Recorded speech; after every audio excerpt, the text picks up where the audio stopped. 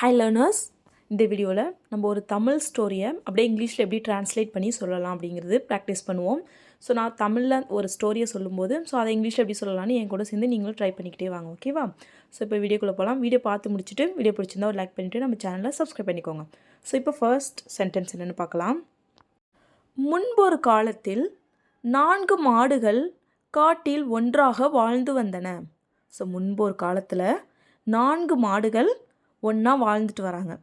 So அதை English எப்படி சொல்லலாம்? ட்ரை பண்ணுங்கள். Once upon a time there lived 4 cows in the forest. Once upon a time, முன்பொரு காலத்தில். ஒன்ஸ் அப்பான் அ டைம் அப்படின்னா முன்பொரு காலத்தில் அப்படின்னு அர்த்தம். தேர் லிவ்ட் அப்படின்னா வாழ்ந்தார்கள், அங்கே வாழ்ந்தாங்க. யார்? 4 cows, 4 மாடுகள். in the forest, காட்டில் வாழ்ந்தார்கள். There lived 4 cows in the forest. ஓகேவா? அந்த மாடுகள் தினமும் ஒரு குறிப்பிட்ட இடத்தில் மேய்ந்தன. ஸோ அந்த மாடெல்லாம் என்ன பண்ணுது? ஒன்றாவே வாழ்ந்துட்டு டெய்லியும் ஒரே இடத்துல போய் நாளும் சேர்ந்து எல்லாம் சேர்ந்து தனித்தனியாக இல்லாமல் ஒரே இடத்துல சேர்ந்து எல்லாம் என்ன பண்ணுது? மேயுது. ஓகேவா? ஸோ அதை இங்கிலீஷ் எப்படி சொல்லலாம்? Every day they used to grace together in a particular spot. Every day they used to graze together in a particular spot. Every day அப்படின்னா தினமும். they used to graze அப்படின்னா மேயிறது. ஸோ ஆடு மாடெல்லாம் மேயும் இல்லையா, புற்கள் இலைத்தலைகள் எல்லாம் மேயும் இல்லையா, ஸோ அதுக்கு தான் கிரேஸ் அப்படின்னு அர்த்தம். So they used to graze அப்படின்னா வழக்கமாக வச்சுருந்தாங்க. ஒன்றா மேயிறத வழக்கமாக வச்சுருந்தாங்க. ஸோ முன்னாடி ஒரு செஞ்ச விஷயம் இப்போ செய்யலை, வழக்கமாக இருந்தது அப்படின்லாம் சொல்லுவோம் இல்லையா. ஸோ அதுக்கு நம்ம யூஸ்டு டு யூஸ் பண்ணணும். So everyday they used to grace together அப்படின்னா ஒன்றாக. இன் அ பர்டிகுலர் ஸ்பாட் அப்படின்னா ஒரு குறிப்பிட்ட இடத்தில் தினமும் அந்த மாடுகள் ஒன்றாக மேய்வதை வழக்கமாக கொண்டிருந்தன. ஓகேவா?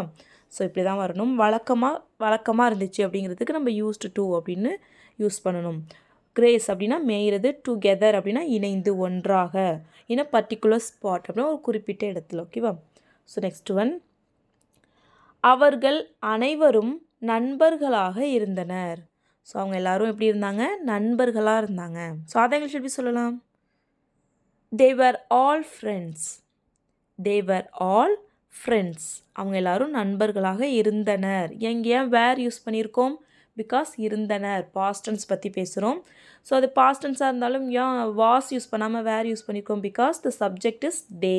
இங்கே தேன்னு இருக்குது, நிறைய பேரை பற்றி பேசுகிறோம், அதனால் வேர் யூஸ் பண்ணியிருக்கோம். ஓகேவா? ஸோ இதுவே ப்ரெசன்ட் டென்ஸாக இருந்தால் இதுவே அவங்கெல்லாம் ஃப்ரெண்டாக இருக்காங்க அப்படிங்கிறத எப்படி இங்கிலீஷில் சொல்லலான்னு கமெண்ட் பண்ணுங்கள். ஓகேவா? ஸோ இப்போ இருக்காங்க அப்படிங்கிறத எப்படி சொல்லலான்னு கமெண்ட் பண்ணுங்கள்.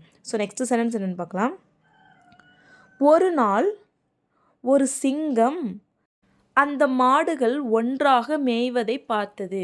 ஸோ ஒரு நாள் என்ன பண்ணுது? ஒரு சிங்கம் அந்த மாடெல்லாம் டெய்லி இப்படி வந்துட்டு ஒன்றா மேய்தே அப்படிங்கிறத பார்க்குது. ஸோ அதை இங்கிலீஷ் எப்படி சொல்லலாம்? One day a lion saw the cows grazing together. One day a lion saw the cows grazing together. One day, ஒரு நாள், a lion saw the cows அப்படின்னா ஒரு சிங்கம் அந்த மாடுகளை பார்த்தது. என்ன பார்க்குது? கிரேசிங் டுகெதர், அந்த மாடுகள்லாம் ஒன்றாக மேய்வதை. கிரேஸ்னால் என்ன சொல்லியிருக்கோம்? மேய்கிறதுன்னு சொல்லியிருக்கோம். ஸோ கிரேசிங் டுகெதர், ஒன்றாக மேய்வதை ஒரு சிங்கம் பார்த்தது. ஓகேவா? ஸோ நெக்ஸ்ட்டு என்னென்னு பார்க்கலாம். அந்த சிங்கம் அந்த மாடுகளை சாப்பிட நினைத்தது. ஸோ இப்போ என்ன பண்ணுது? அந்த மாடெல்லாம் நம்ம எப்படியாச்சும் சாப்பிட்றணும் அப்படின்னு சொல்லிட்டு ஆசைப்படுது. ஸோ அதை எப்படி சொல்லலாம்? The lion wanted to eat them. The lion wanted to eat them. The lion wanted அப்படின்னா அந்த சிங்கம் விரும்புது. எதுக்கு? to eat, சாப்பிட்றதுக்கு. them, அவைகளை. இங்கே ஏன் them யூஸ் பண்ணியிருக்கோம்? நம்ம இதை வேறு விதமாக சொல்லலாம். அது எப்படின்னா the lion wanted to eat the cows அப்படின்னு சொல்லலாம். ஸோ இங்கே நம்ம ரிப்பீட்டடாக கவுஸ்னு யூஸ் பண்ணுறோம். ஸோ அதுக்கு பதிலாக them அப்படின்னு சொல்லலாம். அவைகளை, இல்லை அந்த மாடுகளை அப்படின்னு வந்துச்சுன்னா eat the cows அப்படின்னு வரணும். ஸோ அவைகளை அதெல்லாம் சாப்பிட ஆசைப்பட்டுச்சு அப்படின்னு சொல்கிறதுனால the lion wanted to eat them. Give up. Next one, எனவே அது அவைகளை பிடிக்க சென்றது. அதனால் அது அவைகளை பிடிக்க சென்றது. ஸோ இங்கே அதுங்கிறது எது? லயன். ஓகேவா? ஸோ அவைகளை அப்படிங்கிறது மாடுகள். ஏன்னா மாடு தான் நிறையா இருக்கிறதுனால அவைகள் அப்படிங்கிறது மாடுகள். ஸோ அது அவைகளை பிடிக்க சென்றது. ஸோ அதை இங்கிலீஷ் எப்படி சொல்லலாம்? So he went to catch them. So he went to catch them. So he went. எனவே அது சென்றது. எங்கே? to catch them. them அப்படின்னா அவைகளை, டு கேட்ச் அப்படின்னா பிடிப்பதற்கு, அவைகளை பிடிப்பதற்கு அது சென்றது. ஓகேவா? ஸோ நெக்ஸ்ட் சென்டென்ஸ் என்னென்னு பார்க்கலாமா? அந்த மாடுகள் சிங்கத்தை பார்த்தவுடன் அந்த சிங்கத்துடன் சண்டையிட ஆரம்பித்தது. ஸோ என்ன பண்ணுது? அந்த சிங்கம் வந்து அந்த மாடுகளை பிடிக்க வருது. ஸோ அப்படி வரதை இந்த மாடுகள்லாம் பார்த்துட்டு எல்லாம் ஒன்றா சேர்ந்து சண்டை போட ஆரம்பிக்குது. ஸோ அதை இங்கிலீஷ் எப்படி சொல்லலாம்? When the cows saw the lion, all of them fought with him. When the cows saw the lion, all of them fought with him. When the cows saw the lion. அந்த மாடுகள் சிங்கத்தை பார்த்தபோது, இங்கே அதுக்கு தான் when use பண்ணியிருக்கோம். பார்த்த பொழுது ஆல் ஆஃப் தெம், அது எல்லாமே, ஆல் ஆஃப் தெம் அப்படின்னா அந்த நான்கும் சேர்ந்து, fought with him. fought அப்படின்னா ஃபைட்டோட பாஸ்டன்ஸ் fought, சண்டையிட்டது. ஸோ அதான் fought. ஓகேவா? So fought with him. with him அப்படின்னா அதனுடன், அவனுடன். இங்கே ஹிம் அப்படிங்கிறது நம்ம சிங்கத்தை தான் இங்கே நம்ம ஹீன்னு சொல்கிறோம். ஸோ ஏற்கனவே ஹீன்னு சொன்னதுனால இங்கே ஹிம் யூஸ் பண்ணியிருக்கோம். with him அப்படின்னா அதனுடன் சண்டையிட்டனர். ஓகேவா? எல்லாம் சேர்ந்து அந்த சிங்கத்தோட சண்டை போடுறாங்க. ஸோ நெக்ஸ்ட் சென்டென்ஸ் என்னென்னு பார்க்கலாம். எனவே சிங்கம் அந்த இடத்தை விட்டு ஓடியது. ஸோ அது என்ன பண்ணுது? எல்லாம் சேர்ந்து சண்டை போடுறதுனால சிங்கம் என்ன பண்ணுது? பயந்துட்டு ஓடிட்டு. ஸோ அதை இங்கிலீஷ் எப்படி சொல்லலாம்? So the line ran away. So the line ran away. ran away அப்படின்னா ஓடி சென்றது, ஓடியது. த லயன் அப்படின்னா சிங்கம். ஓகேவா? ரன்னோட பாஸ்டன்ஸ் ran away, ஓடியது. ஸோ இந்த மாடுகள் ஒன்றாக இருந்ததால் அந்த சிங்கத்தால் அந்த மாடுகளை கொல்ல முடியவில்லை. ஸோ என்ன பண்ணுது? இந்த மாடுகள்லாம் ஒன்றா இருந்ததுனால அந்த சிங்கத்தால் அந்த மாடுகளெல்லாம் ஒன்றுமே பண்ண முடியல. ஸோ அதை எங்கே எப்படி சொல்லலாம்? As the cows were together, the lion couldn't kill them. As the cows were together, the lion couldn't kill them. As the cows were together. அந்த மாடுகள் எல்லாம் ஒன்றாக இருந்ததனால், அதான் as யூஸ் பண்ணியிருக்கோம். ஒன்றாக இருந்ததினால் the lion couldn't kill them. the lion couldn't kill அப்படின்னா அந்த சிங்கத்தால் கொல்ல முடியலை. ஸோ இங்கே பாஸ்டன்ஸுங்கிறதுனால குடின்ட் யூஸ் பண்ணியிருக்கோம். ஸோ கொல்ல முடியவில்லை. தெம் அப்படின்னா அவைகளை, அவைகளை கொல்ல முடியவில்லை. ஓகேவா? ஸோ இங்கே தெம்னு என்னது? கவுஸ். அந்த கவுஸை தான் இங்கே தெம்னு சொல்கிறோம். ஓகேவா? ஸோ நெக்ஸ்ட் சென்டென்ஸ் என்னென்னு பார்க்கலாம். சில நாட்களுக்கு பின்பு மாடுகள் அவைகளுக்குள் சண்டையிட ஆரம்பித்தனர். ஸோ கொஞ்சம் நாளைக்கு அப்புறம் என்ன பண்ணுது?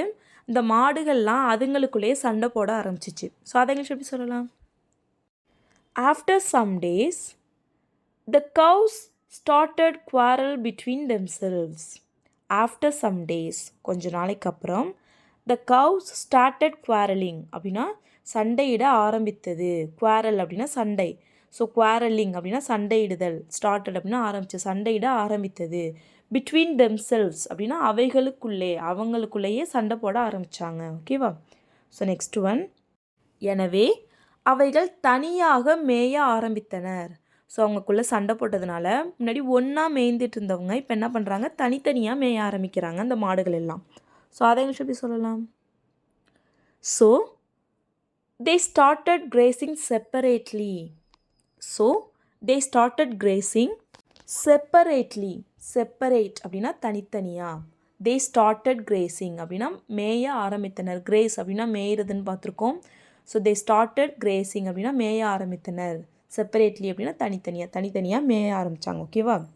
இதனால் அந்த சிங்கத்திற்கு அந்த மாடுகளை கொல்வதற்கு சுலபமாக இருந்தது. ஸோ இதெல்லாம் தனித்தனியாக இப்போ மேயறதுனால அதுங்களை கொல்றதுக்கு அந்த சிங்கத்துக்கு ஈஸியாக இருக்குது. ஸோ அதை எப்படி இங்கிலீஷில் சொல்லலாம்? So it was easy for the lion to kill them. So it was easy for the lion to kill them. So it was easy அப்படின்னா இது சுலபமாக இருந்தது. ஃபார் த லயன் அந்த சிங்கத்திற்கு. எதுக்கு? To kill them. தெம் அப்படின்னா மாடுகளை, அந்த மாடுகளை, தெம்னா மாடுகளை சொல்கிறோம். So kill them, to kill them அப்படின்னா அவைகளை கொல்லுவதற்கு இப்போது அந்த சிங்கத்துக்கு சுலபமாக இருந்துச்சு. ஓகேவா? ஒவ்வொன்றாக அந்த சிங்கம் அனைத்து மாடுகளையும் கொன்று சாப்பிட்டது. ஸோ அதுக்கு ரொம்பவே ஈஸியாக இருந்ததுனால ஒரு ஒரு மாடாக எல்லாத்தையும் அடித்து சாப்பிட்ருது. ஸோ அதை இங்கிலீஷ் எப்படி சொல்லலாம்? One by one, the lion killed and ate all of them. One by one, the lion killed and ate all of them. One by one, ஒவ்வொன்றாக. ஓகேவா? So the lion killed and ate. கொன்று சாப்பிட்டது. யாரை? All of them. அவைகள் எல்லாத்தையும், அந்த மாடுகள் எல்லாத்தையும் ஒவ்வொன்றா கொன்று சாப்பிட்ருச்சு. ஓகேவா? That's all friends. ஸ்டோரியை ஃபுல்லாக லிசன் பண்ணியிருப்பீங்க. ஸோ இதுலேருந்து உங்களுக்கு என்ன தோணுது அப்படிங்கிற உங்களோட ஒப்பீனியனை சிம்பிளான சென்டென்ஸாக மேக் பண்ணி கமெண்ட் பண்ணுங்கள். ஸோ நல்லா ப்ராக்டிஸாக இருக்கும், ட்ரை பண்ணுங்கள். ஸோ வீடியோ பிடிச்சிருந்தா லைக் பண்ணுங்கள், ஷேர் பண்ணுங்கள், கமெண்ட் பண்ணுங்கள். மறக்காமல் நம்ம சேனலை சப்ஸ்கிரைப் பண்ணிக்கோங்க. தேங்க்ஸ் ஃபார் வாட்சிங் கைஸ். Happy learning.